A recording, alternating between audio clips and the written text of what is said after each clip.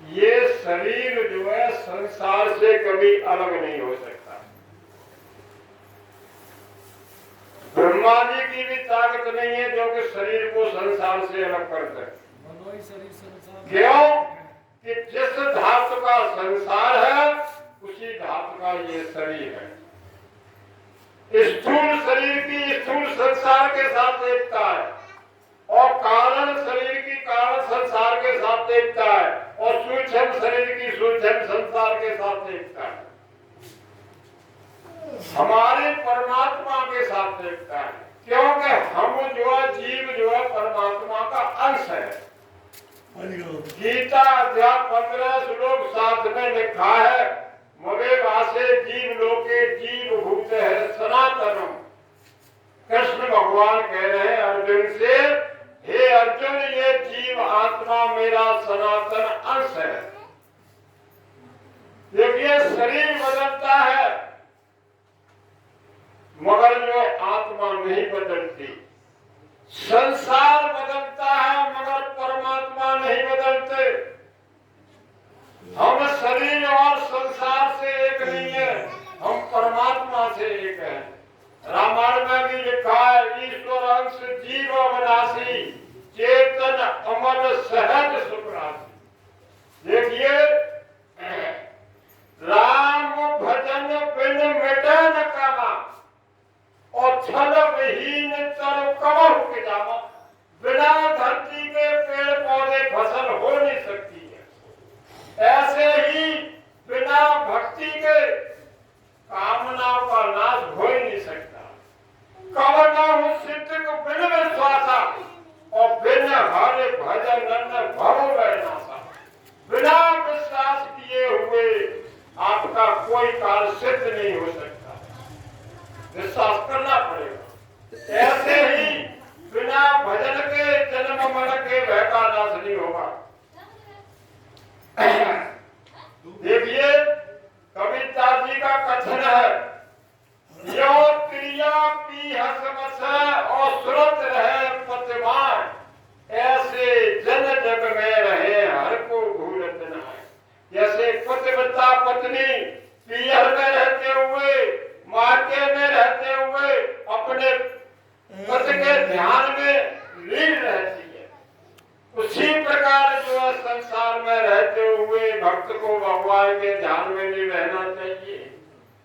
पतिव्रता का हर क्षण जो है पथ चिंतन में बीतता है, ऐसे ही जो है संसार में रहते हुए भगवान की भक्ति में जो है व्यतीत रहना चाहिए।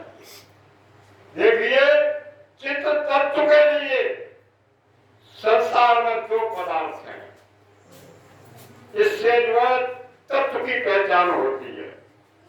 एक देखने वाला और एक दिखने वाला।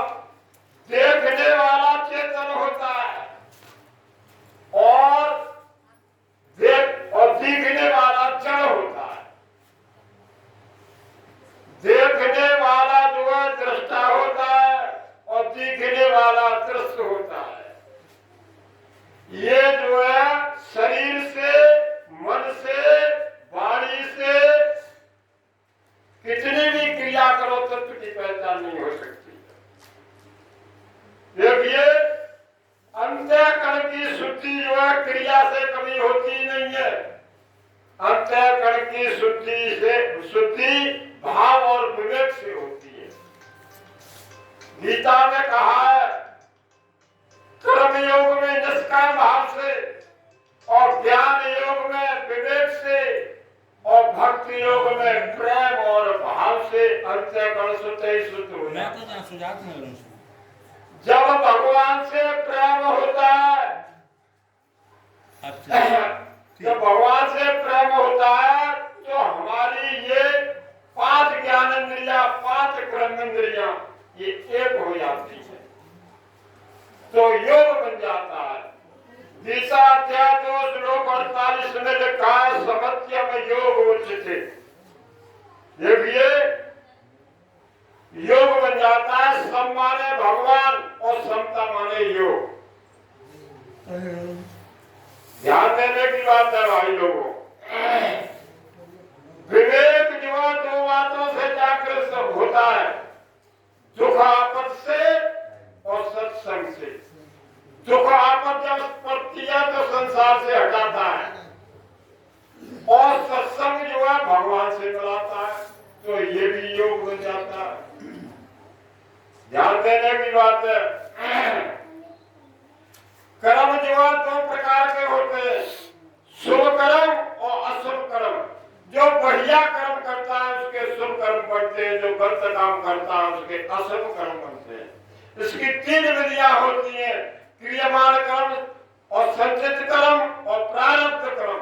जो इस समय हम तुम कर रहे हैं, चाहे अच्छा करें या बुरा करें, तो ये क्रियमान कर्म है, और संचित बन के प्रारब्ध बन जाता है, और प्रारब्ध अटल होता है। शास्त्र में लिखा है, प्रारब्ध पहले रचा बाद में रचा शरीर, और तुलसी चिंता क्यों करें भजनो श्री रघुवीर। एक बुढ़िया थी, उसमें एक ही लड़की थी। देखिए प्रारब्ध का भेद। एक ही लड़की थी, उस बुढ़िया ने लड़की को पाला, पढ़ा लिखा के तैयार किया। जब वो शादी योग्य हो गई तो बुढ़िया ने पड़ोसियों से कहा, बुढ़िया गरीब घर की थी और पड़ोसी उसके पैसे वाले थे। बुढ़िया ने कहा कि हमारी लाली जो है शादी योग्य हो गई है, कोई घर बताओ। तो इधर कान से सुनते इधर को जो है निकाल देते, मगर बुढ़िया की किसी ने नहीं सुनी। 7-2 साल और उम्र में लड़की बीत गई। तो एक दिन लड़की ने कहा, माजी मेरा प्रारब्ध अच्छा होगा तो मैं सुख चैन से रहूंगी, तू कहीं भी चली जा और वही तू जो है बर देख लेना। तो वो जो है अपना थैला लेके चल दी। रास्ते में उसको मजाकी मिल गए कि अम्मा कहाँ जा रही है, कि मैं लड़की के लिए बर देखने के लिए जा रही हूँ। तो वो जानते थे कि इसके पास पैसा नहीं है, तो उससे भी ज्यादा गरीब घर बता दिया कि फलाने गांव में चली जा, उसके पास एक ही लड़का है। बुढ़िया सीधी चली गई और वहां पहुंची उसके दरवाजे पर। उसने कहा कि मैं फलाने गांव की रहने वाली हूँ और मेरे पास एक लड़की है, मैंने सुना है आपके पास भी एक लड़का है, शादी तय कर लो। रिश्ता तय हो गया। अब क्या हुआ, रिश्ता तय करके बुढ़िया अपने घर आई। अब उसने लड़के वाले ने कहा पड़ोसियों से, भाई मेरे पास बारात के लिए पैसा भी नहीं है, मुझे पैसा दे दो, जो है 50,000 रुपए दे दो, लौट के मैं वापस कर दूंगा। किसी भले आदमी ने दे दिए। अब वो बारात लेके गया, शादी हो गई और विदा करा के घर आया। 8 दिन का पैसे का वादा था, वो पैसा लेने दरवाजे पर आया। अब जो है उन्होंने कहा कि भाई मेरा पैसा दे दो, 50,000 रुपए लेके तुम बारात करने के लिए गए थे। अरे मैं भाई वहां कुछ मिला ही नहीं है। आगे क्या होता है, ध्यान देने की बात है। जब वो लड़की थी वो उस घर में, उसने कहा कि क्या बात है भाई कि हम अपना पैसा लेने के लिए आए, ठीक है 8 दिन बाद आना, मैं पैसा दूंगी। वो बेचारा चला गया। उन्होंने जो तीनों को बुलाया, अपनी सास को और ससुर को, अपने आदमियों को, 3 थे, कि भाई ऐसा कर्म करना चाहिए। कोई 100 रुपए पर बुलाने के लिए जाए तो काम करना चाहिए, घर बैठे से काम नहीं चलेगा। उन तीनों के समझ में आ गई, वो काम करने के लिए जो है चले गए। अब 8 दिन हो गए तो वो पैसा लेने के लिए आया। जैसे उसने कुंडी खटखटाई तो उसने कुंडी खोली, देखा तो वो पैसे वाला आया है मोहरे। उसने कुर्सी डाल दी, जल पिलाया। उसने कहा कि ये लड़की तो बहुत अच्छी है, इसने मेरा मान सम्मान किया है। बेटा ये बताइए तेरे ससुर कहाँ है? कि मेरे ससुर जो है आकाश का पानी रोकने के लिए गए। आकाश का पानी रोकने के लिए कि हाँ। और तेरी सास कहाँ है? कि मेरी सास 1 के 2 करने के लिए गई है। अच्छा तेरा पति? तो मेरा पति जो है पाताल का पानी उलीचने के लिए गया है। और तू क्या करती है? कि मैं जो है घर में बैठे 10-20 हजार बनाती हूँ तो 1-2 देखती हूँ। उसने कहा कि ये क्या चक्कर है? पहले तो ये मजदूरी करते थे, अब तो आते ही देवता बन गए। कोई आकाश का पानी रोकता, कोई पाताल का, हमारे समझ में नहीं आई। वो बुहारी कहता है कि अगर तुमको एक बात पूछनी है तो 1 लाख रुपए लूंगी।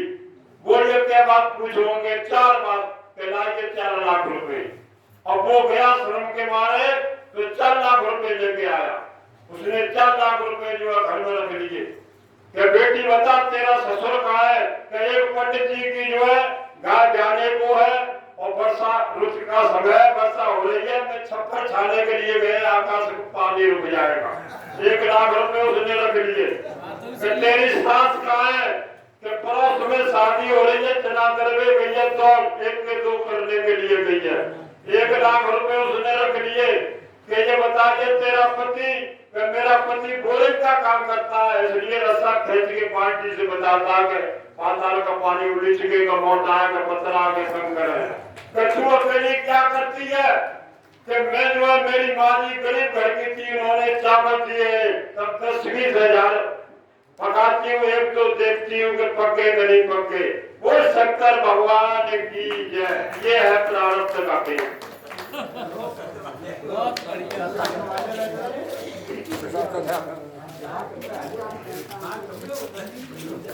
वो शंकर भगवान की जय। देखो भाई प्रारब्ध